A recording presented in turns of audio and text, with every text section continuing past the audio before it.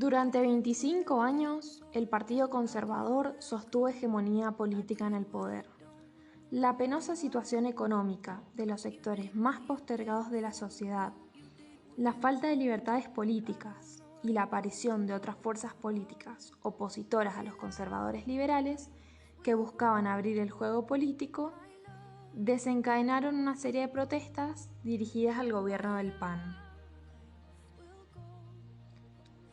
Roque Sáenz Peña, a quien le toca gobernar desde 1910, si bien va a provenir del Partido Conservador, él, que venía de Europa y que asimilaba otras modas y otros pensamientos para la época, va a entender que una manera de disminuir la presión social que se vivía en la Argentina era realizando modificaciones en el proceso electoral.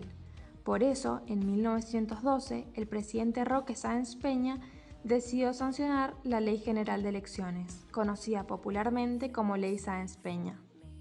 Así, a partir de la Ley Sáenz Peña, el sufragio realmente iba a dar cuenta de la participación política de los ciudadanos. El objetivo del fraude electoral era mantenerse en el poder. Durante la etapa conservadora, el voto era cantado, es decir, se oralizaba. Una vez que la persona llegaba a la mesa escrutadora, tenía que pronunciar a quién deseaba como partido político. La mayoría de las veces esto era manipulado, porque no solo la persona votaba más de una vez y en distintas mesas, sino porque las listas estaban conformadas de una manera arbitraria. Con la reforma de ley electoral Sáenz Peña, el voto inicialmente cantado iba a ser un voto secreto. Además, iba a ser universal y obligatorio. Todo varón mayor de 18 años, más allá de su condición social, económica y política, estaba obligado por ley a votar. De todos modos, es importante tener en cuenta que a pesar de las importantes transformaciones que esta nueva legislación trajo consigo, la universalidad tenía sus límites. En primer lugar, las mujeres se encontraban exentas de la posibilidad de votar. La mujer todavía no estaba incluida en el padrón electoral. Hasta ese entonces no había adquirido derechos civiles. Los adquiere en 1947 en el gobierno de Perón y vota por primera vez en 1951. En segundo lugar, gran parte de los varones habitantes de nuestro país eran inmigrantes no nacionalizados y por lo tanto tampoco tenían acceso al voto. Además, si bien los alcances de la ley eran extensivos a todo el territorio nacional para cualquier acto electoral, el Senado se mantuvo por fuera de la reforma hasta el año 1916, de modo que sus designaciones permanecieron bajo el control de los respectivos gobiernos provinciales.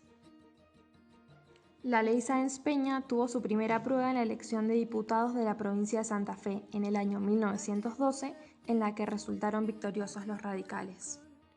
En 1916, año de elecciones presidenciales, el Partido Radical, gran partido opositor al Partido Conservador, se presentó a los comicios y resultó vencedor. De este modo, Hipólito Yrigoyen se consagró como el primer presidente electo de manera democrática. Comenzó la etapa de la República Radical. La fórmula inicialmente estuvo integrada por Hipólito Yrigoyen y Pelagio Luna como vicepresidente. Las dos grandes características de la primera presidencia de Yrigoyen, que llegará por ley hasta 1922, fueron la fuerza constitucionalista y la pureza electoral. Su primera presidencia no le fue nada fácil de remontar porque él llega a un Congreso, especialmente en la Cámara de Senadores, repleta de conservadores.